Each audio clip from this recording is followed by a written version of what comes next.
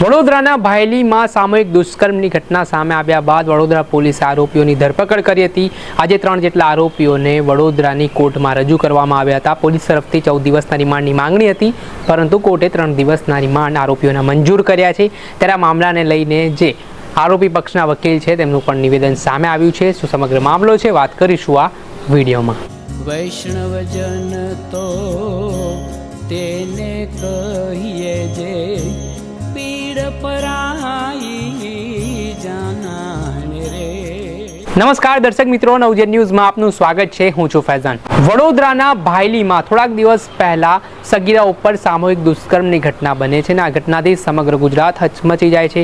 આ ઘટનામાં વડોદરા પોલીસે પણ તાબડતોબ કાર્યવાહી હાથ ધરી હતી અને 48 કલાકની અંદર આરોપીઓની ધરપકડ કરવામાં આવી હતી, જેમાં 3 આરોપીઓ છે તેમની સામે પોક્સો તેમજ અલગ અલગ કલમો હેઠળ ગુનો નોંધવામાં આવ્યો હતો અને ત્યારે આજે વડોદરાની કોર્ટમાં આરોપીઓને રજૂ કરવામાં આવ્યા હતા, જેમાં જે વડોદરા પોલીસ છે તેમના દ્વારા 14 દિવસના રિમાન્ડની માંગ કોર્ટમાં મૂકવામાં આવી હતી, પરંતુ કોર્ટ દ્વારા 3 દિવસના રિમાન્ડ મંજૂર કરવામાં આવ્યા છે અને આગામી 10 ઓક્ટોબરના રોજ વડોદરાના 3 વાગ્યાની આસપાસ આ રિમાન્ડ વડોદરા પોલીસને મળ્યા છે અને ત્યારબાદ ફરી કોર્ટમાં આરોપીને રજૂ કરવાનું રહેશે।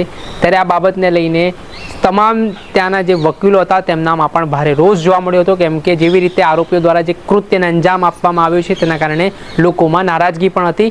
એક પણ ખાનગી વકીલો છે તેમના દ્વારા આ આરોપીઓના કેસ ન લડવાનો પણ નિર્ણય લેવામાં આવ્યો હતો। ત્યારબાદ સરકાર તરફથી આરોપીઓને વકીલ આપવામાં આવ્યા હતા। ત્યારે આરોપી પક્ષના વકીલનું પણ નિવેદન સામે આવ્યું છે, તેઓ શું કહી રહ્યા છે તે સાંભળી લો। નવરાત્રિના તહેવારો દરમિયાન જે વડોદરા તાલુકા પોલીસ સ્ટેશનની હદમાં ભાયલી ગામ તરફ જવાના રસ્તે જે બનાવ બન્યો છે એ બનાવના તમામ આરોપીઓને તપાસ કરનાર અધિકારીએ પકડી લીધેલા છે। એ લોકોની ધરપકડ કરવામાં આવી છે અને આ ગુનાની વધુ તપાસ માટે નામદાર કોર્ટ સમક્ષ તપાસ કરનાર અધિકારીએ 14 દિવસના રિમાન્ડની માંગણી કરેલી હતી।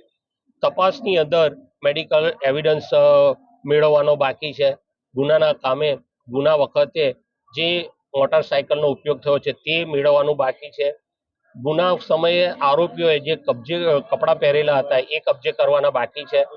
આ સંજોગોની અંદર તપાસ કરનાર અધિકારીએ 14 દિવસના રિમાન્ડની માંગણી કરી હતી। નામદાર કોર્ટે 2 દિવસના રિમાન્ડ આપ્યા।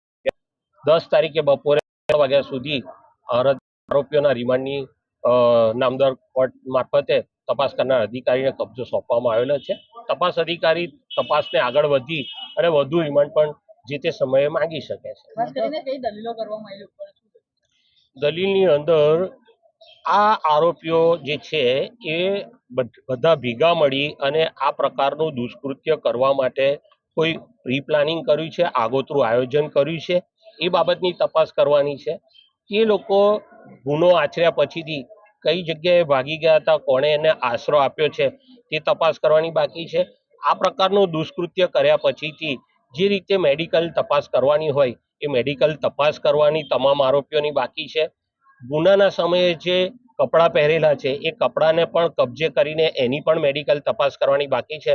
આમ ઘણા બધા કારણો સાથેની નામદાર કોર્ટમાં અરજી કરવામાં આવેલી હતી અને એ કારણોને પ્રાથમિક રીતે નામદાર કોર્ટે ગ્રાહ્ય રાખી અને હાલ 10 તારીખના બપોરે 3 વાગ્યા સુધીના રિમાન્ડ આપ્યા છે।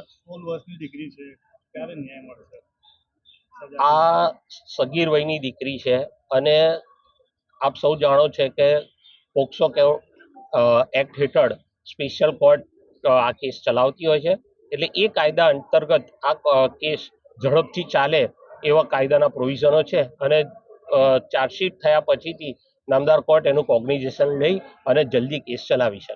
આ હતા સરકાર દ્વારા આપવામાં આવેલા આરોપી પક્ષના વકીલ, જેમાં આપણા દેશમાં એક બંધારણીય રીતે કાયદા વ્યવસ્થાની રીતે આરોપીઓને પણ તેમના માટે વકીલ આપવાની જે વ્યવસ્થા હોય છે તેને જ લઈને તેમને વકીલ આપવામાં આવ્યા છે।